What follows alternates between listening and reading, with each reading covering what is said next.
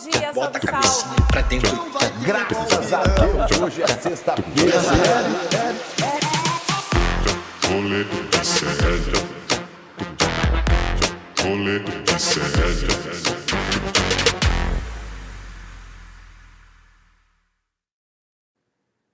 Fala, seus treteiros do União Brasil! Está começando mais um programa Rolê ICL da manhã desta quarta-feira, dia 13 de março de 2024. Olá, meus pequenos anjinhos e não tão anjos assim, que acompanham este programa que começa agora ao vivo às 11 horas e 39 minutos, aqui nos canais Eduardo Moreira e ICL Notícias.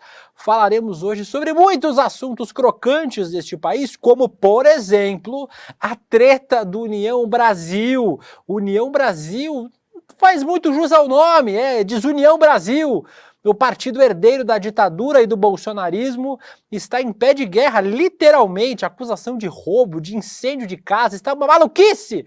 Falaremos hoje sobre este assunto aqui no programa, falaremos sobre a viagem paga com seu dinheiro, ouvinte, espectador do ICL Notícias, dos deputados bolsonaristas para fazer turismo nos Estados Unidos e para passar vergonha na frente do Capitólio. Vamos falar sobre o advogado do ex-marido da Ana Hickman. Vamos falar sobre Big Brother da Colômbia. Por que a gente vai falar do Big Brother da Colômbia? Porque aconteceu uma coisa bizarra lá. Vamos falar sobre golpistas, sobre militares, teremos convidados especiais e um convidado nem tão especial assim, mas é nossa obrigação anunciar, porque ele trabalha aqui, é o Vitinho. Olá, Vitinho, bom dia, tudo bem? Bom dia, William De Luca, tudo bom? Hoje eu fiquei sem imaginação para colocar alguém na minha máscara. É isso a sua participação. É isso. Acabou. Larguei o dub no carro e fui dar um rolê. É isso, gente. Vocês veem. Vocês falam que eu falo mal, eu falo mal por quê? Porque não tem como. E hoje nós traremos um convidado... São dois convidados especiais. A gente tem um convidado especial que vai chegar aqui com a gente meio-dia, mas hoje não iremos ao Cerrado, não iremos ao Congresso, não iremos a Brasília. Vamos aqui para perto, mas com uma pessoa que eu amo, com uma intensidade imensa. O nosso inoxidável Chico Sá me acompanhará no programa desta quarta-feira. Chico, meu amor, obrigado por estar aqui com a gente de novo. Estamos lascados. Meu Deus do céu, que coisa boa estar aqui com você, com essa audiência, que é uma audiência mais, eu já descobri que é uma audiência mais erótica, mais sedenta, sexy do que o ICL2, né? Mas que coisa boa. Eu também mereço. Aqui, Chico, como a gente diz lá no Pernambuco, só tem rapariga aqui e raparigo nesse chat, mas os meus amorzinhos, já olhei os comentários de vocês, mas vamos falar logo sobre assunto sério, vamos para o nosso Tá Pegando Fogo vinheta. Tá pegando fogo, bicho! Chama! No nosso Pegando Fogo, os temas mais calientes deste país, começando... Era para ser sério, mas só me fez rir os vídeos que chegaram aqui para o Brasil dos deputados bolsonaristas que foram para os Estados Unidos durante semana útil de trabalho, viu? Eu estou trabalhando, o Chico também, vocês que estão aí assistindo o Rolê ICL, todo mundo trabalha, menos o Vitinho que não trabalha muito. Eles foram para os Estados Unidos para, abre aspas, denunciar uma fantasiosa ditadura judicial. Entre os turistas ideológicos estavam o Eduardo Bolsonaro, Zé Trovão, Marcel Van Hatten, Gustavo Gayer, Paulo Bilinski, Bia Kicis, André Fernandes, aquele da raspadinha, e Mário Frias. Outros bolsonaristas também estavam. Vale lembrar que Jim McGovern, deputado do Partido Democrata e vice-presidente da Comissão de Direitos Humanos dos Estados Unidos, da Câmara de lá do Capitólio, né, tinha vetado a audiência do Dudu Bananinha na sexta-feira. Ele pediu em fevereiro uma audiência para falar sobre o sistema totalitário da justiça brasileira. E aí, Chico, quando a humilhação... Tô a cabeça, para de falar mais de mim, Guga. Quando a humilhação não é o suficiente, os deputados bolsonaristas deram entrevista desse jeito lá nos Estados Unidos, olha só. Brazil remained democratic despite the country's historic constitutional flaws and endemic corruption. That was the year 2009.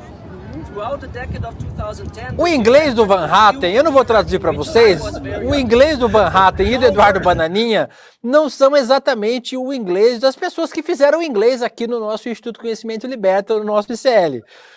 Mas eu quero chamar a atenção, vamos voltar para o vídeo do Van Hatten. Chico, olha o púlpito que conseguiram para falar, cheio dos adesivos grudados, o negócio caindo aos pedaços. Não, é muito fuleiro esse púlpito, né, cara? Todo Olha o púlpito, olha o estado do púlpito. Onde é que diabo alugaram isso, né? Porque é difícil até achar um tão estragado assim, né? Que lugar alugaram uma desgraça dessa? Pegaram emprestado na hora lá, provavelmente, porque não conseguiram falar dentro. E outra coisa que chama atenção, Chico, é que coletivo é um conjunto de mais de uma pessoa, de mais de uma unidade, né? Disseram que foi uma coletiva de imprensa. Olha os microfones que tinham lá. Tinham literalmente 4 microfones, nenhum deles identificados, e o único identificado é do Sérgio Tavares, aquele blogueiro, influenciador português que veio tentar causar aqui no Brasil durante o Carnagado na Avenida Paulista, Chico. Que coletiva é essa com um só? E ele estava lá também, né? Porque eu vi uma imagem, ele chegando ainda. E pensar, né? Pensar que a trabalhadora população brasileira está pagando essa desgraça. Né? Porque os caras aproveitaram. Tá todo mundo aí nas asas do Arthur Lira, né? Tá todo mundo aí aproveitando a boiada. Então, um evento miserável sob qualquer ponto de vista.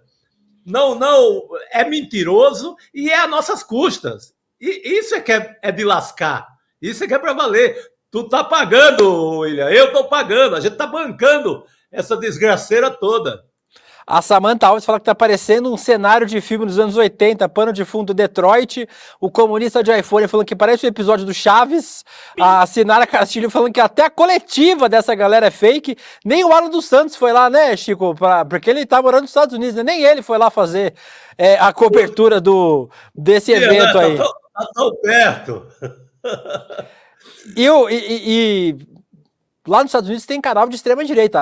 A Fox News, por exemplo, é de extrema-direita. Nem a Fox News compareceu para acompanhar esse vexame bolsonarista, mas já que a gente está falando em vexame, vamos ver o vexame completo. Vamos ver o inglês sempre maravilhoso de Eduardo Bolsonaro, que é pior do que o inglês, na verdade, é o conteúdo do que vocês vão ver. O vídeo aí feito pelo Portal Metrópolis, traduzido. Vamos ouvir.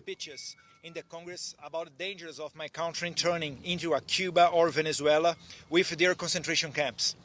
Today, unfortunately, I live in my own movie about the Gulag.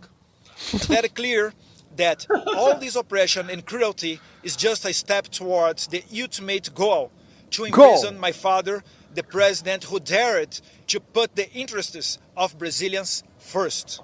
As in every tyranny, the limit of the ridiculous no longer exists. And he even faces the accusation of having committed the terrible crime of disturbing a whale. That's not a joke. He's criminally charged for passing by a whale on a jet ski.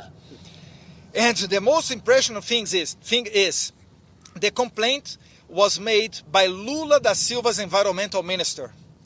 This is more ridiculous than what Trump is having as charged here in the United States. My father is also accused of attempting a coup d'etat when he was no longer president.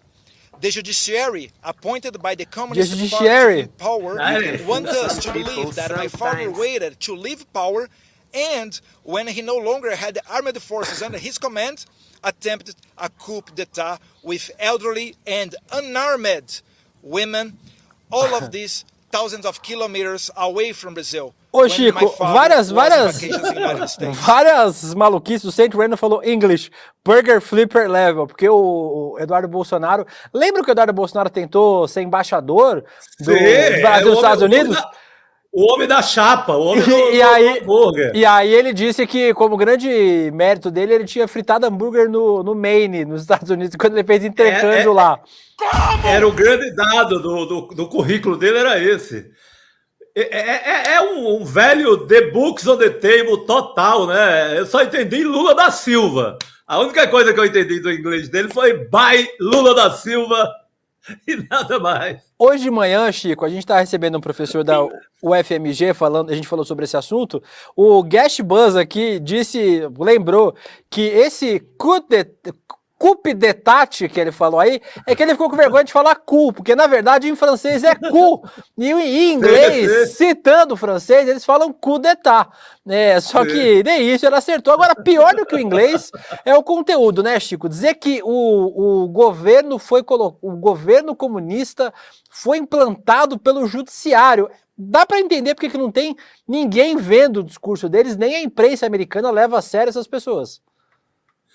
Claro, porque eles veem que o pai dele, por exemplo, está passeando no Brasil, veem que a Michelle está em tudo que é capital do Brasil, agora foi passear na Bahia, desfilando suas joias e etc. Então, ninguém cai numa história dessa, nem a Fox, nem ninguém. Nem o Trump mandou alguém para, sei lá, manda lá um sub-representante. Ninguém leva a sério, né? Manda um estagiário, né? Mas os caras conseguem espalhar isso aqui, ainda tem um bocado de besta que cai nessa história, né? Com tudo fake, tudo errado, tudo essa desgraceira que a gente acaba de ver, mas enquanto tiver gente que caia, a gente vai pagar essas passagens para eles visitarem o Capitólio e filmarem esse absurdo aí. O Sancho Filho falou coletiva de desconhecidos. A Carolina Pinas, meu inglês de série de Netflix é melhor. A Célia Silva, era bom essa corte recebida com vai trabalhar vagabundo. A Meire Teixeira, o povo balançando a cabeça sem entender nada que o Eduardo Bolsonaro tá todo mundo assim atrás. Sem ninguém entender uma palavra do que o Eduardo tá falando. Will, oi. Seu inglês é bom também? Very good, my friend. O ateu religioso falou, Zé Trovão foi testar a carreira norte-americana. Será que ele ainda deu tempo de fazer um rolezinho lá? Eu acho que tem futuro, viu? O Gayer também. Ouvi dizer que o Gayer também tem uma carreira longa também. Esse é um bom ator. O Gayer já deve ficar lá para isso. E, Chico, aí tem uma outra coisa que nem tá no roteiro aqui, mas eu lembrei agora. Sabe o que acontece no dia 15 nos Estados Unidos, agora, dessa semana? É o dia do consumidor lá, que é tipo uma outra Black Friday. Coincidentemente, na semana de preço baixo nas lojas americanas, lá dos Estados Unidos, eles decidiram ir para os Estados Unidos. É uma coincidência só. Os caras são muito bons, cara, nesse sentido, na picaretagem. A gente ri dessa parte do espetáculo grotesco que foi essa coletiva, mas no fundo os caras vão comprar. Então eles enganam o gado com esse vídeo e na verdade eles foram comprar, foram aproveitar as promoções, vão chegar com a mala cheia de muamba e é o que interessa. Francamente. Na hora H, francamente, é isso que interessa. Vamos seguir, a gente falou bastante sobre aí, vocês viram bastante gente falando sobre isso, os bolsonaristas estão unidos, estão hermanados aí na tentativa de legitimar o golpe que tentaram dar, mas se tem um lugar onde não há união, Chico, coincidentemente é no União Brasil, no partido herdeiro da ditadura e herdeiro do bolsonarismo, o partido que deve mudar de nome para Desunião Brasil, pelo jeito. A gente vai explicar o que aconteceu para você que perdeu essa novela. A gente está chamando essa novela aqui de Fogo e Traição. Mais um escândalo da política brasileira. No dia 29 de fevereiro, a União Brasil elegeu o novo presidente, Antônio Rueda, vencendo o então líder Luciano Bivar. A disputa pela cadeira da presidência foi muito conturbada. O pleito foi marcado por dossiês. Esse aí que vocês estão vendo é o Rueda. O Antônio Rueda. O pleito foi marcado por dossiê, ameaça, promessa de judicialização. E aí, na véspera da convenção para escolher o novo presidente do União Brasil, o Bivar convocou os jornalistas para uma coletiva de imprensa, ampliando o clima de tensão no partido. Na ocasião, ele chamou o Rueda de covarde e disse ter graves denúncias contra o então candidato, agora presidente eleito do União Brasil.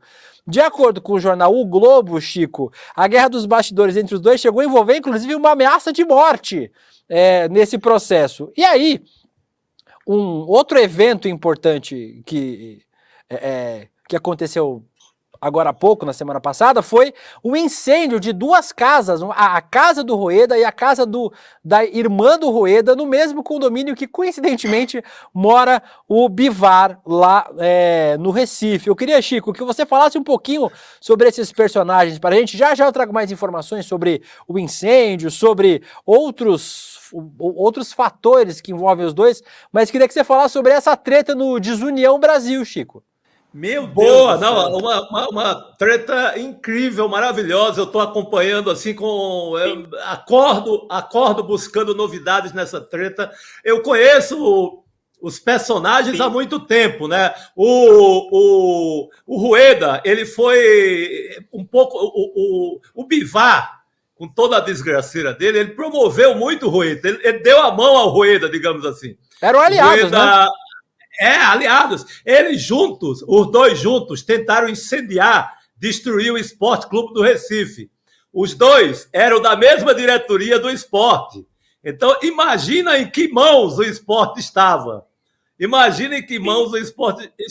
Então, eles rompem depois, mas eles se frequentavam, eram muito amigos assim de churrasco, de farra, nesse mesmo condomínio aí, que é ali já chegando para as bandas de Porto de Galinhas. Aliás, é um belo lugar. Essa casa incendiada é uma casa incrível. Esses imóveis são imóveis muito caros. Tem gente que tem grana em Pernambuco. Sempre foram muito amigos, muito unidos. O Bivar dá mão aos Ruedas, mas segundo o Bivar, um personagem da família do Rueda, ele diz que é a mulher do Rueda, vai lá na casa deles, nesse mesmo condomínio, e rouba, olha o que eu estou dizendo, sabia do segredo do cofre e passa a mão no dinheiro do Bivar no cofre, lá nesse mesmo condomínio. Chico, a gente tem um vídeo, vamos ver o vídeo do Bivar dizendo isso, aí você continua, vamos ver o Luciano Bivar dizendo isso. A hora que o Vitinho achar melhor. Vai no seu tempo, Vitinho. No seu tempo. O programa vai até 12:30, tá tranquilo. Vai achando. Tem um roteiro de... Aí, achou. Esse é um negócio absolutamente arranjado. Então a gente precisa, como presidente da União Brasil, defender que partido político não é partido de uma família. Né? E as suspeitas que recaem sobre o senhor? Sim. Eles levantaram suspeitas. São ilações, por exemplo, a mulher do presidente foi no meu apartamento também e roubou meu cofre, tá certo? Então essas coisas também são acusações. A mulher do Rueda foi no seu apartamento? No meu apartamento, eu cedi confiantemente um segredo e ela roubou todo o dinheiro. Eu preciso verificar. Quanto tinha no cofre? Entendeu? Tinha um valor significativo. Quanto? Não responde. Quanto? Não responde. Aí vai atrás. Do valor lá? Era um valor significativo. Um valor significativo. E aí, Chico, que história é essa que a pessoa empresta o apartamento, empresta a senha do cofre junto? Que Airbnb é esse que eu nunca fui? O segredo do cofre, olha, pega lá, tal número, dá o segredo do cofre, sinal que era uma sociedade, né? Eu vejo os dois muito como uma sociedade, porque eles atuaram muito junto. Tem essa questão do esporte, mas as famílias são muito ligadas. É um racha medonho em duas famílias que foram muito ligadas e ganharam muito dinheiro juntos. Eu acho que esse cofre é um cofre comum mesmo. Esse cofre deve ser das duas famílias, por isso que a outra foi lá e meteu a mão no dinheiro. Será que o dinheiro era público, privado? De onde veio? Para a sociedade, eu acho que interessa isso. Né? Que valor é esse? Era dólar? Era o quê? Sabe? Então, esse escândalo é legal. Quando a alta sociedade briga no Brasil, é a melhor hora, porque é a hora que revela quem é essa gente, quem é a elite, quem manda nos partidos, quem é dono do partido, de um partido que decide o rumo do país lá na Câmara, no Congresso. Esse partido é decisivo. Então, é essa gente que manda no Congresso do Arthur Lira. Então, estamos lascados. Não é pouco, não. É muito, meu caro. O Bruno Bayer fala aqui, é o Brasil do União Brasil. O Bruno Lobianco, piromania no Desunião. A Maria Helena, Vivendas do Barra Pesada 2, é uma filial do Barra Pesada, do Vivendas da Barra lá no Nordeste. A Jordana Lima, parece filme mexicano. A Aline Gomes, que clima bom, adoro, briguem desgraçados. E a Luciana Alves, que falou de manhã já, fogo no cofrinho do Bivar. Uma relação complicada. E, curiosamente, Chico, não tem ninguém falando do União Brasil sobre isso, né? O Sérgio Moro não falou nada, Ronaldo Caiado não falou nada, Kim Kataguiri não falou nada, os nomes do ex-prefeito de Salvador, o ACM Neto, não falou nada, ninguém tá falando nada sobre isso, né? Parece que tá acontecendo nada no União Brasil. Mas vai sobrar para todo mundo, viu? A própria família Bolsonaro continua muito ligada. O Flávio é muito ligado ao Bivar e ao Rueda. O Rueda, ele é tido assim como um grande político, uma grande novidade na política. Ele não teve voto nenhum até agora, mas ele é um cara habilidoso. É tanto que ele vai buscar a amizade com quem? Com Arthur Lira. Primeira coisa da ascensão dele, então ele é um cara em ascensão assim na política de Brasília, porque é muito habilidoso. O escritório de advocacia dele no Recife hoje é um dos mais requisitados. É um cara metido a muito moderno e tal, na contramão um pouco do amigo dele, Bivar, agora ex-amigo, mas é essa gente, é essa elite que manda no país, que decide o voto lá no Congresso, sabe? É essa gente, por isso que é importante que essa gente brigue todo dia, essa gente tem que acordar brigando. O país só sabe de alguma coisa importante quando essa gente inventa um cabaré de brigas por dia. Então, briguem, eu torço pela briga, quero que pegue fogo nesse condomínio inteiro, todo dia. O Rueda já acusou publicamente o Bivar pelo incêndio, né, na casa tanto dele quanto da casa da irmã. Diz que vão pedir investigação contra o Bivar no STF. E tem mais um vídeo entregue pelos advogados do Rueda aos investigadores, uma gravação que foi feita durante a convenção partidária que Bivar saiu derrotado. Vamos ver esse vídeo aí para a gente fechar o tema da treta no União Brasil. Eu costumo dizer, Neto, que eu peço assim, que Deus cuide dos meus amigos, que lhe dê saúde, lhe dê felicidade, que dos meus inimigos cuido eu. Só, Arthur, que eu não sabia que o inimigo dormia na cama. Tá certo?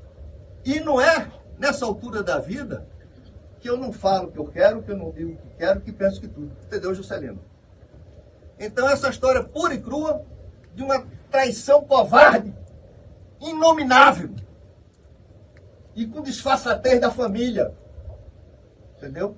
Com momentos que a nossa família deve tudo a você, no dia de Natal, Ano Novo, tá certo? E as coisas vinham meticulosamente armadas.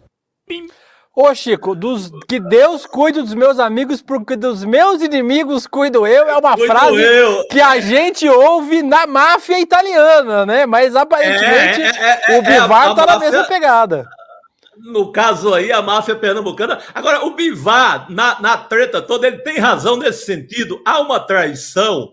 Ele ajuda muito o Rueda, ele bota o Rueda para virar um cartola de futebol, ele dá visibilidade para o Rueda, ele apresenta o Rueda ao mundo de Brasília, ao mundo da política nacional. Aí o Rueda vai lá conversar com o Arthur Lira, passa a perna em todo mundo, e o Bivar, nesse sentido, com toda a pilantragem mafiosa, ele tem razão.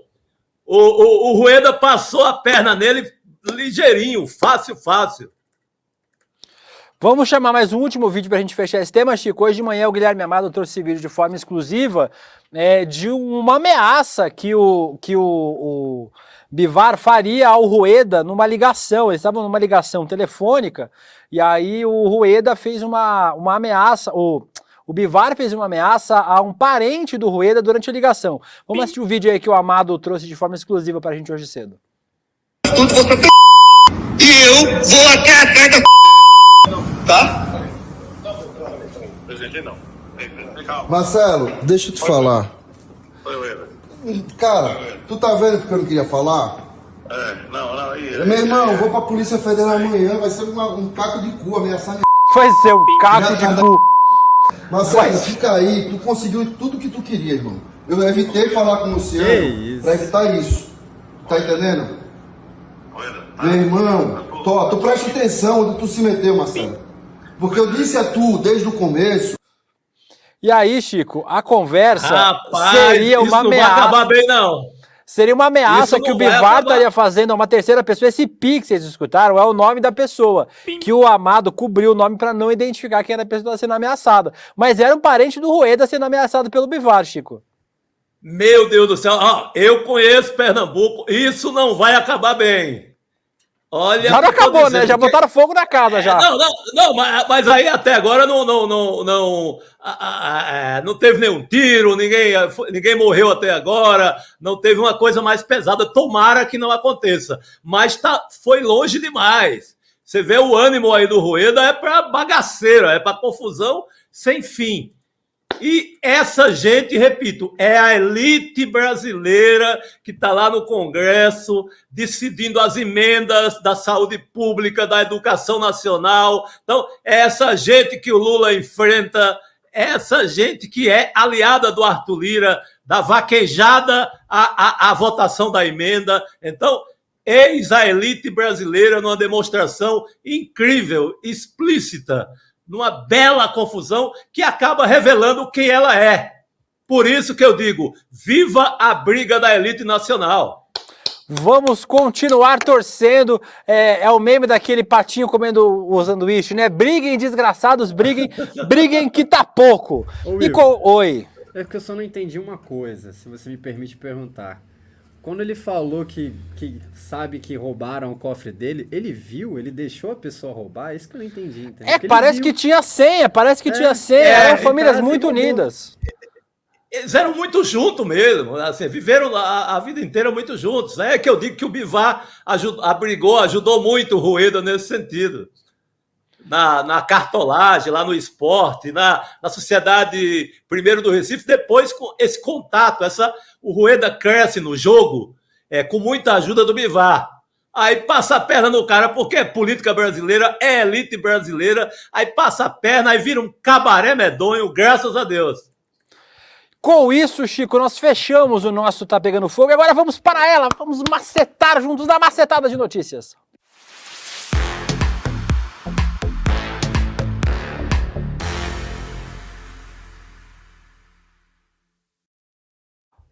Um tema que, obviamente, repercutiu muito no Brasil ontem, durante o dia inteiro, foi o sequestro de um ônibus no Rio de Janeiro. 17 passageiros foram feitos reféns durante 3 horas em um ônibus na rodoviária do Rio ontem. 2 pessoas ficaram feridas, uma delas em estado grave. Paulo Sérgio de Lima, que foi o sequestrador, 29 anos, acabou se entregando e foi preso. O sequestrador disse que é ligado ao tráfico de drogas na comunidade da Muzema, na zona oeste do Rio. No último domingo se envolveu em uma troca de tiros com um traficante da Rocinha e estava fugindo, né? Porque achou que ia ser morto lá pelo Comando Vermelho. Segundo ele, estava fugindo do Rio de Janeiro por isso. O ônibus que ele estava saiu da rodoviária às 2h30, mas voltou um pouco depois por apresentar problemas no ar-condicionado. Foi aí que o sequestro começou. O Paulo Sérgio achou que o veículo estava cercado por policiais. Ao parar na rodoviária, ficou com medo, já que estava fugindo de traficantes. Em determinado momento, ele aceitou se render. O único desejo dele era não ser entregue para o tráfico. E para comentar esse tema da segurança pública no Rio de Janeiro, Chico, este programa me dá um prazer de chamar gente que eu admiro muito. Você aqui comigo de vez em quando. E vamos chamar também o Jota Marques, um amigo queridíssimo, educador, comunicador lá do nosso Rio de Janeiro. Jota, prazer imenso receber você aqui no ICL e no Rolê ICL. Grande Jota. Pô, prazer é todo meu. Que honra. Não, ainda mais com vocês dois aqui. Já ganhei meu dia. Os dias difíceis no Rio de Janeiro deram uma aliviada nesse momento. O prazer é nosso, Jota. Bom demais te receber aqui. Eu vou começar te perguntando, o Chico vai perguntar na sequência.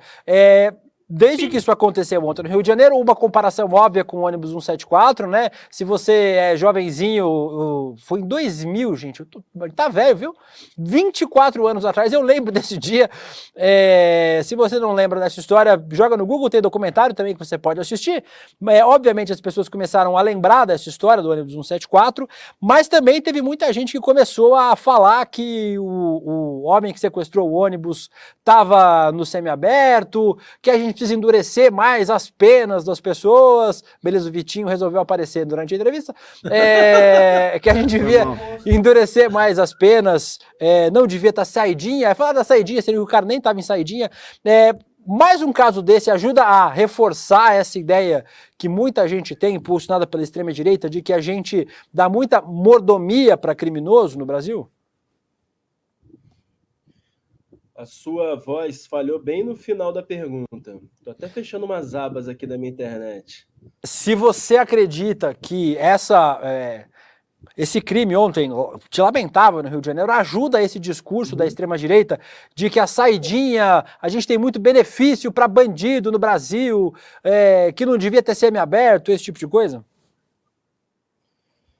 Então, eu até estava comentando naquele nosso grupinho, né? Que a gente tem. Nós temos um grupinho que os três estão, inclusive, nesse grupo. Os três estão. Eu tenho feito uma reflexão que, no atual momento, a gente não tem mais nenhum elemento que enfatiza a desgraça coletiva quando se trata de segurança e esquerda.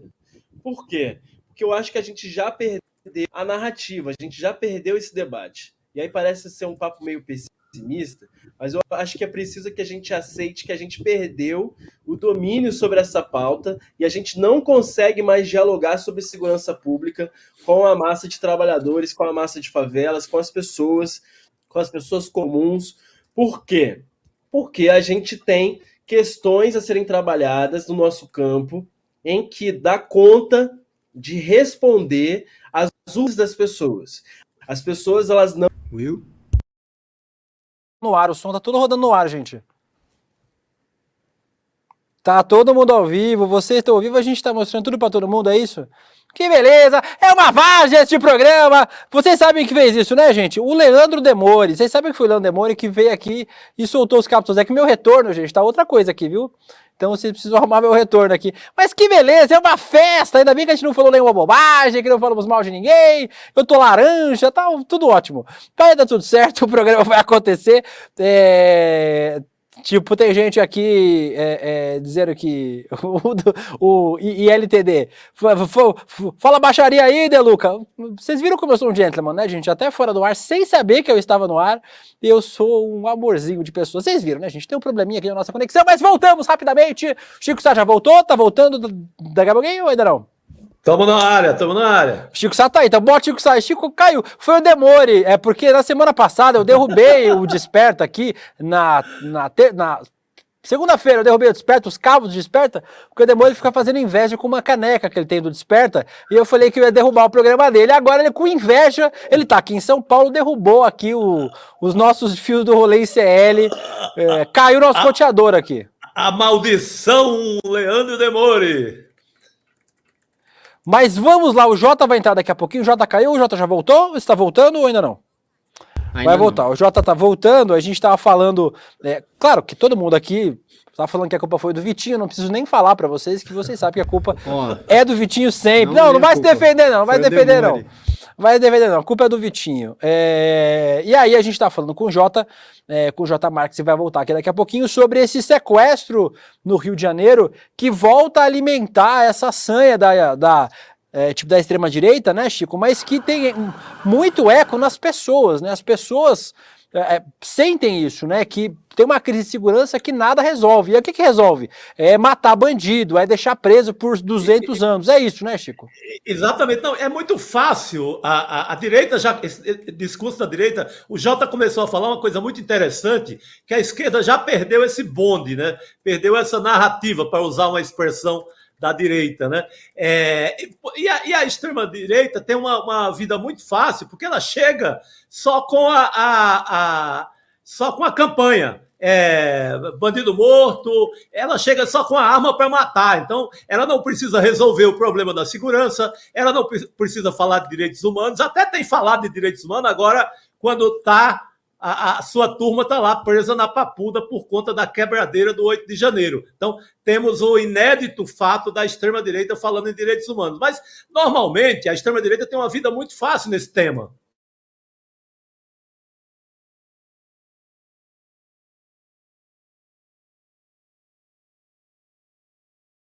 E a população é enganada com essa ilusão e... O Chico travou ou eu caí? O Chico deu uma travada. O Chico deu uma travadinha. Peraí que o Chico vai voltar. Tá boa a zica hoje, tá bem tranquilo, bem tranquilo. Cara, o nosso clima jogou uma zica no programa hoje, o Demore vai fazer com que o nosso programa acabe, porque simplesmente vocês aqui falando obviamente sobre isso, né, Murilo Yagami, deu ruim, o Itaque Barbosa, vocês vão ser atacados, estamos sim pelo Vitinho. O João Vitor, a Tawane Cordeiro, a Júlia Miranda Lousada. Acontece, gente, programa ao vivo, como dizia o Faustão pra gente, quem sabe faz ao vivo, acontece de vez em quando, rola. O nosso Jota já voltou, Laura, ou ainda não? Então tá, o Jota vai voltar daqui a pouco, eu vou sair também, tá todo mundo saindo, eu vou sair também. O Jota, esse é o problema, o Jota volta daqui a pouco, o Chico também vai reconectar com a gente, enquanto isso eu vou ler os comentários de vocês aqui, o Brenner Souza, Demore fez praga, o Adriana G. Moraes, Leandro Demone, o João Alfredo pedindo para tirar o pé do fio, realmente acontece. E o Hermínio Filho, foi a BIM, foi a CIA. Mas não, estamos aqui falando sobre, agora neste momento, sobre o sequestro do ônibus no Rio de Janeiro. A gente falou aqui, já explicou detalhes sobre esse caso, né? Um homem de 29 anos que estava no regime semiaberto, saiu,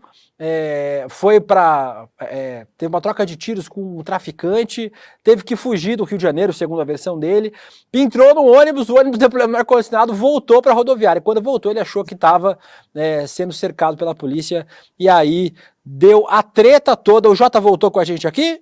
Will, sim. Temos Jota. Então vamos, que dele o Jota? Você viu, Jota, a zica é tão grande, caiu tudo o negócio, o Chico travou. Temos Chico também. A gente não tem peso, pronto, então pode botar o Chico também, a gente não tem internet pra segurar J. Marques e Chico Sá na mesma tela, irmão. Não tem banda de internet pra isso, Jota. Mas volta o raciocínio do começo, agora você já perdeu o raciocínio todo, volta do começo falando pra gente sobre essa violência sendo usada pela extrema-direita pra endurecer pena, pra endurecer a ação policial.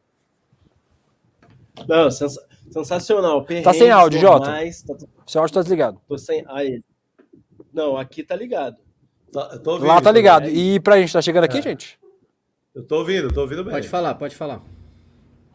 Vai, Jota. Estão me ouvindo agora? Agora sim, agora deu. Não, isso aí, certamente, é o Cláudio Castro, né? Porque a gente ia chegar nesse assunto Cláudio Castro, governador do estado do Rio de Janeiro, para quem não conhece. A gente ia falar do projeto de insegurança dele e, obviamente, a gente tomou um golpe aqui digital. O fato concreto, eu acho que, em resumo, para a gente ter tempo de fazer esse debate, é isso. A gente precisa entender que a esquerda precisa passar a responder a demandas legítimas da classe trabalhadora quando a gente está tratando de insegurança. As pessoas não querem mais se sentir inseguras. Elas têm o direito de se sentirem protegidas. Nessa sociedade racista, classista, do jeito que a gente vive, obviamente, poucos são os sujeitos que vão se sentir seguros. Acontece que o mecanismo de violência ele é tão sofisticado e aprimorado que a gente não apenas se sente inseguro na coletividade, como a gente começa a identificar aqueles que são os nossos violentadores. E, de modo geral, pensando classe trabalhadora negra e pobre, a gente identifica pessoas muito semelhantes a nós como os nossos adversários, como os nossos inimigos, como os nossos opositores. O sistema é muito sofisticado. Então vai olhar para uma caminhada como desse cara que foi o sequestrador ontem, esse é um cara que ele não teve nenhum atravessamento provavelmente ao longo da sua vida para que esse desfecho não fosse assim.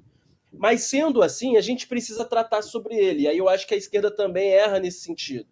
A gente precisa ler a história desse cidadão para entender por que isso aconteceu e a gente faz com que esse movimento ele impeça que outras pessoas tenham desfecho parecido, mas a gente também precisa dar a resposta adequada para a sociedade, dizendo que esse tipo de situação não volta a acontecer mais. E aí, é mais punição? Creio que não. A gente precisa reequilibrar o nosso sistema pensando em educação, medidas de oportunidade, medidas de leitura dos territórios, de onde essas pessoas partem, por que partem, quais são os fluxos de violência. Eu acho que é um debate longo que tem sido feito e promovido a muita gente qualificada, mas também é um debate que, de certa forma, a esquerda ela deixou o curso rolar tranquilamente, no sentido assim, não vamos nos meter nessa pauta aqui, porque nessa pauta aqui a gente vai precisar se enxergar nela. E se enxergar nela de uma esquerda que é problemática no sentido da sua elitização, que ela tem dificuldade de olhar para os territórios mais empobrecidos, que ela tem dificuldade de pensar políticas públicas que cheguem em pessoas que vão ter uma trajetória que não tenha esse desfecho de um sequestrador na rodoviária do Rio de Janeiro. Então, assim, fazer uma conversa sobre futuro é preciso fazer uma conversa sobre passado, ao longo da história. Agora, em termos práticos, é óbvio que o fato dele ter tido uma saidinha, um direito legal, né, e ter acontecido alguma outra coisa na sua trajetória ali de ir embora, né, e esse desfecho do sequestro vai potencializar a direita. E aí volto para a minha fala, né, lá no início. Nós, nesse momento, quando o assunto é segurança, já perdemos o debate.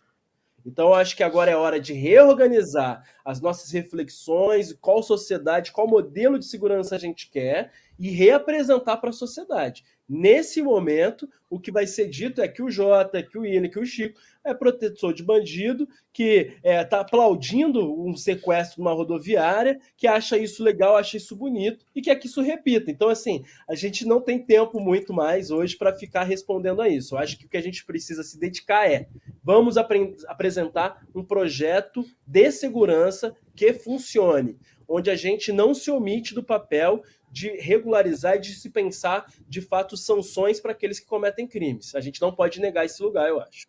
Chico. Boa, Jota. Muito firme, muito boa sua leitura. Agora, pensando no imediato, né? A gente tem ano de eleição. Há no governo federal hoje, o núcleo é preparado para uma resposta, digamos, uma resposta mais imediata, pensando que é até covardia você jogar um debate desse e tentar resumi-lo a um ano eleitoral. Mas como está posto o debate dentro das candidaturas, dentro da disputa eleitoral, como é que você acha que o governo federal vai dar uma resposta ou vai ensaiar uma resposta, um plano para expor durante esse ano? Você acha que tem uma resposta de imediato?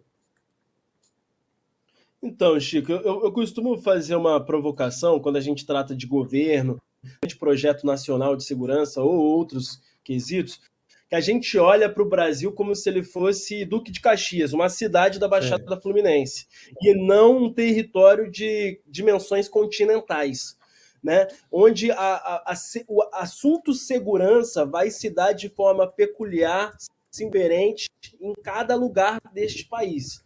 O que me parece que é preciso ser feito, talvez, pelo governo federal, é, de fato, uma união e reunião com os nossos governadores. Os governadores e os secretários de segurança precisam chegar no debate. Por isso que eu fiz a provocação aqui sobre o Cláudio Castro. Cláudio Castro, ele é um exemplo a não ser seguido de quando ele é o grande gestor, né, da segurança pública no Estado. Né, o governador é o grande comandante da Polícia Militar, é o grande comandante daquilo que se pensa proteção e segurança das pessoas. Onde o Cláudio Castro está nesse script? Ele nunca está presente, ele nunca se coloca naquele momento. Não à toa ontem, né, naquele episódio catastrófico do sequestro, quem estava se manifestando publicamente era o prefeito da cidade, o Eduardo Paes, que, mal sobre segurança, ele vai ter um guarda municipal, certo? Então, assim, Exato. só respondendo mais objetivamente você, Chico, eu acho que o governo federal tem um papel de cobrança e de chegar junto aos governadores, inclusive de mostrar qual governador está sentando na mesa para fazer o debate da segurança pública. Porque também o governo federal não pode ficar refém de governadores que não querem tratar desse assunto com a seriedade. Então, assim, veio ao Rio de Janeiro, Cláudio está se reunindo, sentando para fazer essa conversa? Não está? A sociedade precisa saber, até para a gente poder entender se esse governador deve continuar ou não. No caso do Cláudio Castro, ele vai sair, porque já é reeleito, mas quem a gente deseja nessa ocupação? Eu acho que a gente precisa, talvez, fazer esse processo também educativo, Chico e William, de voltar a entender quem é pelo quê, de quem a gente cobra para a coisa ela funcionar. Não, isso é fundamental. Você tocou no ponto. A sociedade está começando a esquecer que o dever, a responsabilidade é do Cláudio Castro. Estão tentando federalizar a coisa, jogar lá para cima, para o Palácio do Planalto, e estão esquecendo do responsável nos estados. Foi fundamental o que você falou, muito bom. Jota, vou te agradecer dizendo que essa é a primeira, mas certamente não é a sua última participação aqui no Rolê ICL, no ICL Notícias. Te agradecer demais. A gente tem que ouvir mais pessoas como você, com a sua trajetória, com a sua caminhada e com o que você tem a colaborar com a gente em todas as discussões importantes nesse país, na educação principalmente. Então, um beijo para você, Jota. Espero que você volte logo para São Paulo para a gente tomar café de novo. Eu volto, com certeza. Beijo grande. Prazer inenarrável. Chico, sou seu fã. Ô, querido, eu que sou seu, rapaz. Quero ir nesse café aí. Me chama. Bora junto. Bora. Em breve. Valeu. Beijo, Jota. Valeu, obrigado. Jota Marques aqui, comunicador, educador, no ICL Notícias. Depois do caos que nós tivemos, que caiu tudo aqui, mas vamos continuar falando sobre as notícias. Falamos agora sobre este ônibus sequestrado no Rio de Janeiro. Quero falar sobre um outro tema, Chico, que está periclitante nas redes sociais, que é o... É verdade, não é mentira não. O Clube Militar vai fazer um almoço para quê? Para comemorar o Dia dos Pais? Para comemorar a Páscoa? Não, Chico, para comemorar os 60 anos do golpe de 64, que segundo eles é o movimento democrático, tá? Segundo o convite que está aí na tela, de 64. Meu Deus do céu. O evento vai acontecer no próximo dia 27, na sede esportiva da Lagoa, na zona sul do Rio de Janeiro. O convite diz, né, que eles chamam a ditadura de Movimento Democrático de 31 de março de 64. Só tem mentira nesse título, né? Porque não é nem Movimento Democrático, nem foi 31 de março. Nem é revolução. Nem é revolução. Antes da refeição, os militares vão ouvir o discurso do general reformado Maynard Marques de Santa Rosa, ele que comandou a Secretaria de Assuntos Estratégicos da Presidência no primeiro ano do governo de Jair Bolsonaro. Isso vem, Chico, ao encontro do que o presidente Lula está fazendo, né? De encontro nesse caso, né? Porque o presidente está... não é proibindo, mas desaconselhando os ministérios a fazer eventos relacionados à memória do golpe de 64, às vítimas. Ontem a gente teve uma entrevista muito boa no N2, inclusive aqui, com uma viúva de um assassinado na ditadura militar, cobrando uma posição do governo federal. Se o presidente Lula, o governo federal, não quer comemorar, não quer lembrar, não quer... ter esse momento de memória, tem gente que quer, né? O pessoal do Clube Militar vai fazer festinha para comemorar golpe. Esses nunca esquecem. Eu até já cobri, eu vendo o endereço aí, eu já cobri esse almoço, essa refeição da turma do pijama lá do Exército do Rio. Eles costumam fazer sempre, só que a diferença agora é que eles vão fazer de novo e o governo não vai fazer nenhum evento mais importante de memória dessa página triste da história do Brasil. Ou seja, você vai ter um lado, só vai ter o lado de quem chama o golpe de revolução, dos velhinhos lá de pijama que vão celebrar o golpe militar mais uma vez. Então, era importante, já que o governo não vai dar incentivo algum, muito pelo contrário, para lembrar essa memória, que a sociedade, que a OAB, que a OAB também tem fugido da guerra nos últimos anos, que as entidades de classe, que o MST, que os sem-teto, que as entidades, os jornalistas, os sindicatos, façam questão de não deixar essa data esquecida. Afinal de contas, são 6 décadas, 60 anos dessa desgraça, essa desgraça que acaba nos presenteando com o bolsonarismo. É de lá que vem. É da gente não ter feito nada com essa turma de 64, não ter punido ninguém, que recebe como presente o Bolsonaro, que era um péssimo militar, mas ele vem com essa turma, ele vem nessa herança, ele vem como presente dessa gente que está fazendo festa até hoje, fazendo almoço. Eles devem até distribuir Viagra. Lembra aqueles Viagra do... Era Viagra e leite condensado. Viagra e leite condensado que o governo Bolsonaro deu para eles. A festa continua. A festa continua. Uma pena que não tenha sido tenham sido cortadas todas essas benesses, né? Esses caras estão fazendo festa com o nosso dinheiro mais uma vez, tomando uísque, comendo lagosta e comemorando uma memória das mais tenebrosas, comemorando a tortura. Seguramente eles irão fazer um brinde ao brilhante Ustra, eles irão fazer um brinde aos torturadores, porque é o que acaba rolando lá nesse almoço da turma do Exército, da Aeronáutica e da Marinha. Nós já falamos isso aqui, Chico, eu já falei, você e o André Graziano CDG falou aqui, anistia dá nisso, né? E essa fala do presidente Lula semana passada na entrevista à Rede TV foi muito ruim nesse sentido. O Brasil está viveu em 2023, uma tentativa de golpe. E quem estava envolvido, Chico? O neto do Figueiredo Neto. Quem estava envolvido? O general Heleno, que fazia parte lá atrás do gabinete do cara que queria dar o golpe, dentro do golpe da ditadura. Então, assim, se a gente não colocar os militares no seu lugar hoje, se a gente não lembrar da memória de 64, não acabar com a anistia desses ditadores, assassinos, torturadores que estão de pijaminha em casa, em 2068 vai ser o Mauro Cid Neto que vai estar tentando dar golpe, vai ser o bisneto do Bolsonaro, vai ser o filho do general Heleno. É esse pessoal que hoje tentou dar golpe em 23, se não tiver na cadeia hoje por 23, se não tiver na cadeia por 64, vai tentar em 38, 49, 62 de novo, né, Chico? Perfeito, William. Você fez a conexão perfeita. A gente tem que fazer a liga de 64 com o 8 de janeiro. Não pode deixar isso como fossem duas coisas que aconteceram da maneira mais aleatória na história. Não, é a mesma turma, é a mesma gente, é o mesmo Heleno, é o mesmo Braga Neto.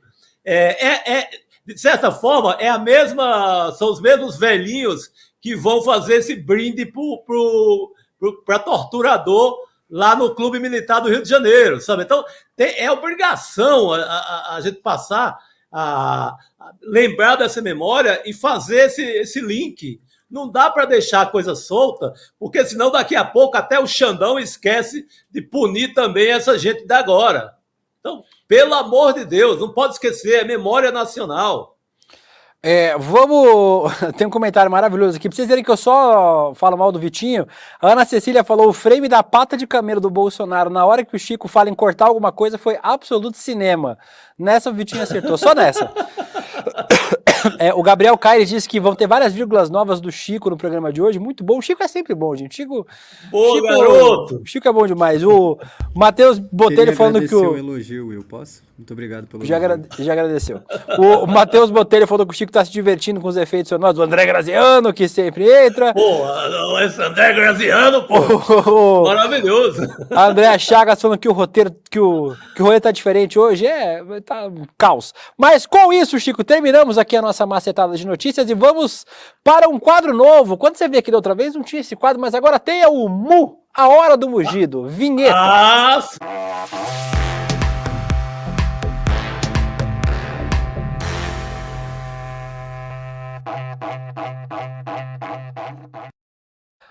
Na hora do mugido, Chico, nós trazemos o melhor que acontece no curral bolsonarista. A gente veste nossa roupinha de mergulhador de chorume, escafandro e vai ver o que está acontecendo do lado de lá do muro. E a gente trouxe hoje uma coisa... Esse país é muito maluco, e a gente tem tão maluco nesse país, Chico, que a gente está começando a exportar maluco. Primeiro a gente exportou lá para os Estados Unidos, né, o Jorge Santos, o ex-deputado, agora o Jorge Santos, e agora a gente exportou outro maluco, que é o Marcos Santos, eleito pelo Chega, partido de extrema-direita de Portugal, que é contra a imigração. Ou seja, o brasileiro naturalizado, português, virou deputado em Portugal. Olha esse vídeo. Vê se você consegue enumerar a quantidade de barbaridade que esse homem fala na convenção do partido Chega. Vamos ver se vocês veem também. Nós não podemos baixar a cabeça e deixar de falar aquilo que a gente pensa. Qual é o problema? A Europa é branca, assim como a África é negra. Qual é o problema? Vai, Serena, você também é branca. Racistas e xenófobos. Por quê? Porque nós queremos defender as nossas fronteiras para que não venham mais Mamadus e Joacines. Esse cara é brasileiro, né? Ele é brasileiro! Que nós somos racistas e xenófobos. Meu Deus. Quem são?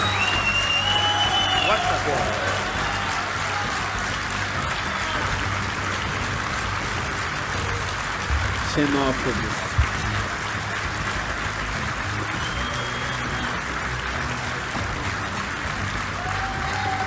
Portugal não é contra a imigração, mas nós temos que ter controle e nós queremos os bons imigrantes. Nós queremos o Marcos Santos, nós queremos o Luca Monteiro, nós queremos falando dele mesmo. Ribeiro, nós não queremos Joacine, nós não queremos Joacines e Mamadus.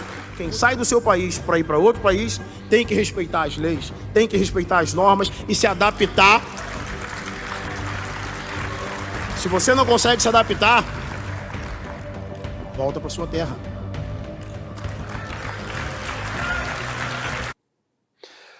O nome do partido, Chico, é muito bom, porque é a sensação que a gente tem o tempo todo de escutar. Chega! Pelo amor de Deus! Chega! Cala a boca, Chega! irmão!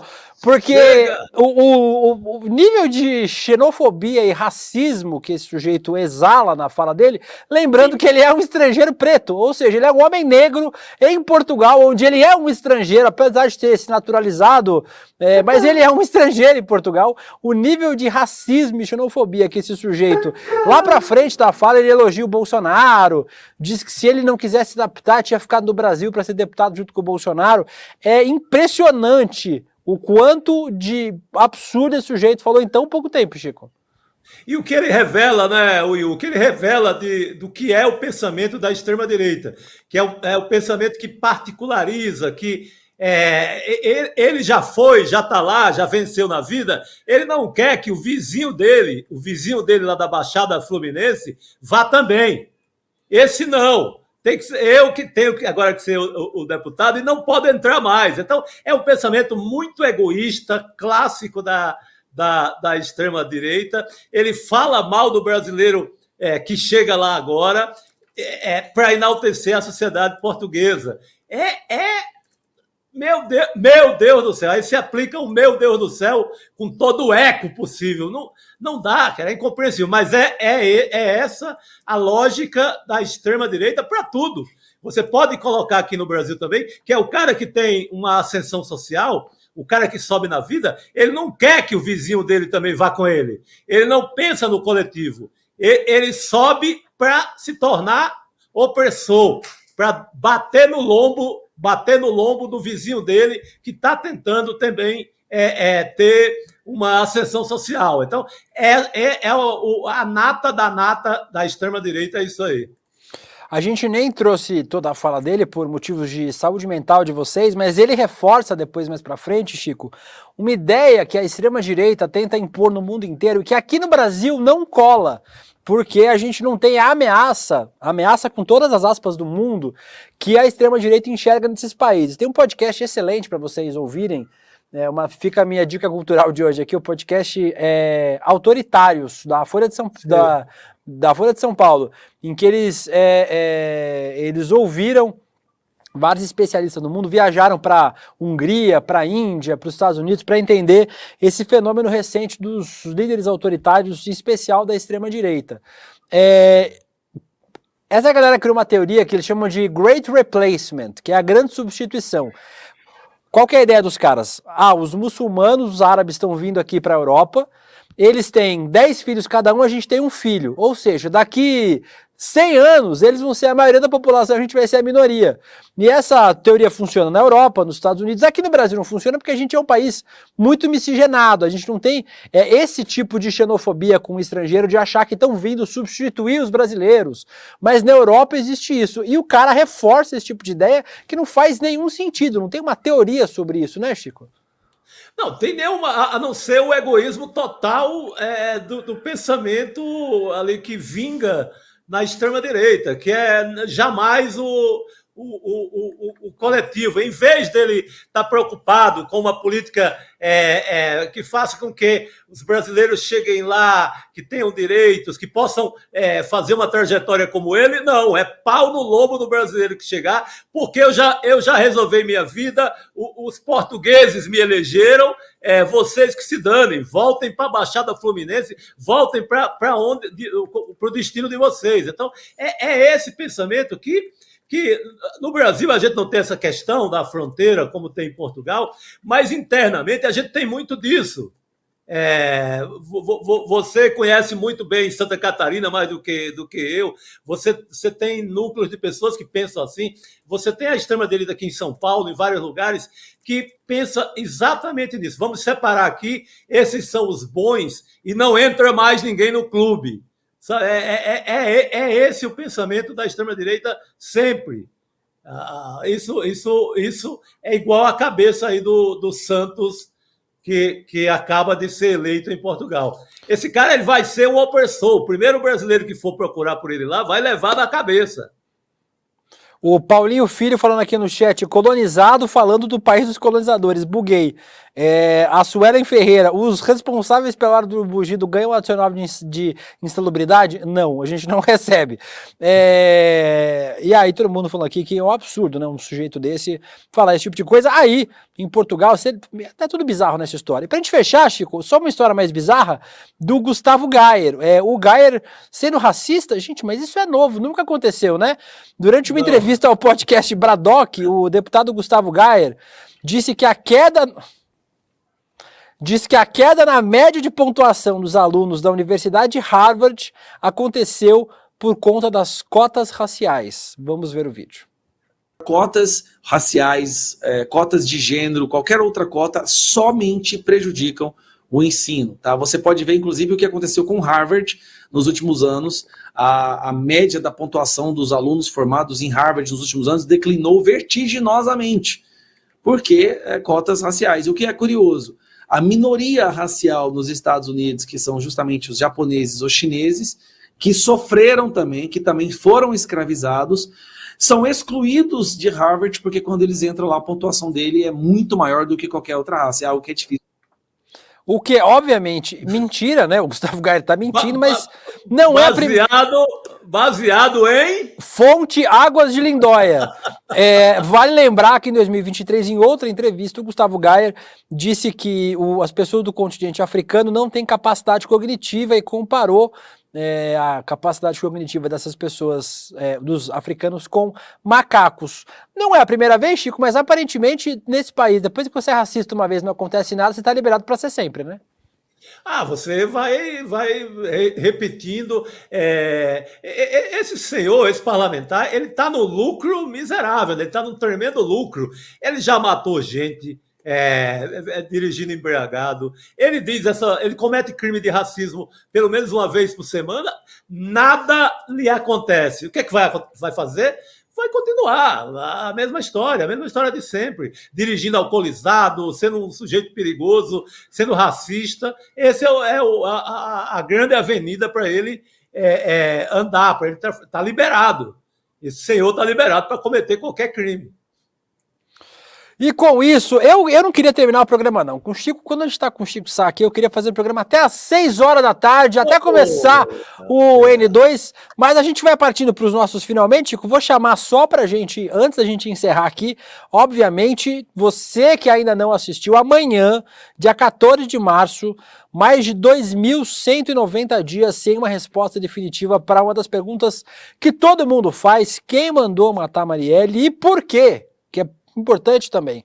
Nesses 6 anos que a Marielle e o Anderson Gomes foram assassinados, a gente viu uma tentativa de assassinar também a reputação da Marielle. Foi alvo de fake news, de mentira, disseram que ela foi morta porque estava envolvida com facção criminosa, mas a verdade é que a Marielle, uma mulher preta, periférica, lésbica, incomodava os inimigos da democracia, e a morte dela causou um incômodo ainda maior, porque ela virou uma semente e germinou no Brasil inteiro. O terceiro episódio da série exclusiva do ICL, Máquina de Moer Reputações, ou Máquina de Moer Gente, como diz o André Campedelli, vai mostrar por que a Marielle se tornou esse símbolo tão forte do movimento progressista e alvo de tantos ataques da extrema-direita. Vamos ver um trailerzinho junto aqui, Chico?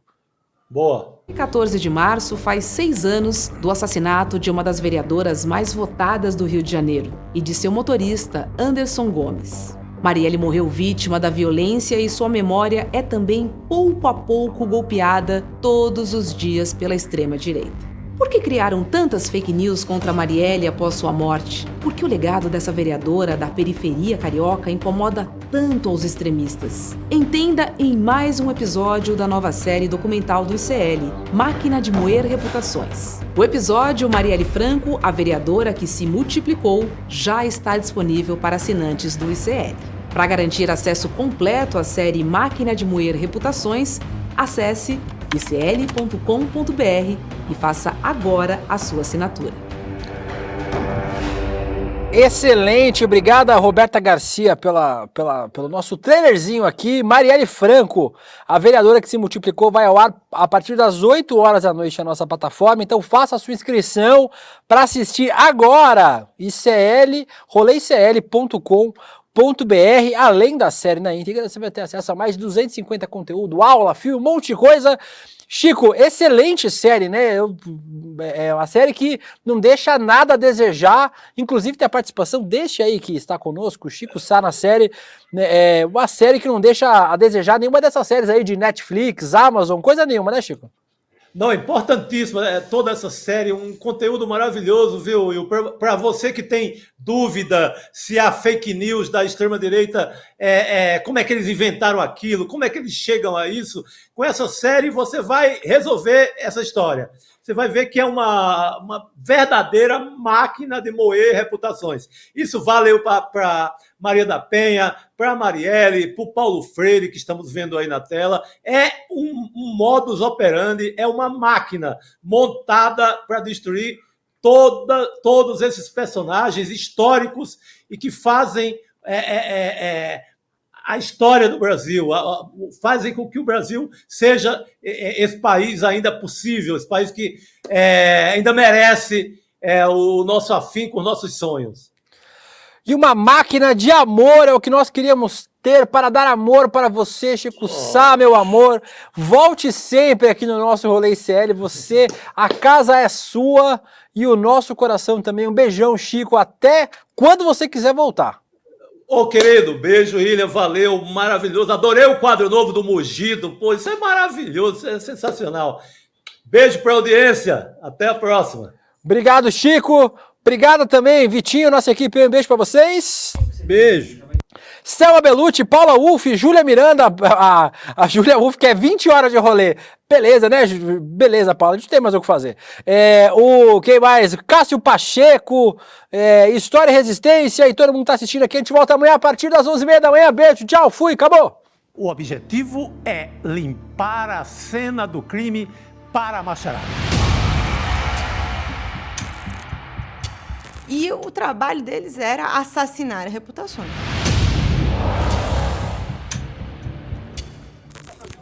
Aí do Paulo Freire da vida aí, esse energúmeno aí,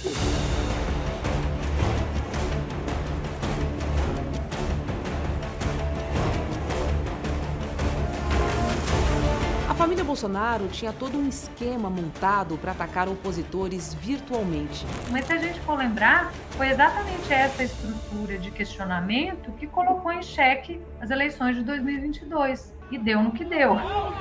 Para quem ainda não entendeu, isto é uma guerra de narrativas. E nos campos de batalha, as máquinas de moer reputações estão sempre à espreita.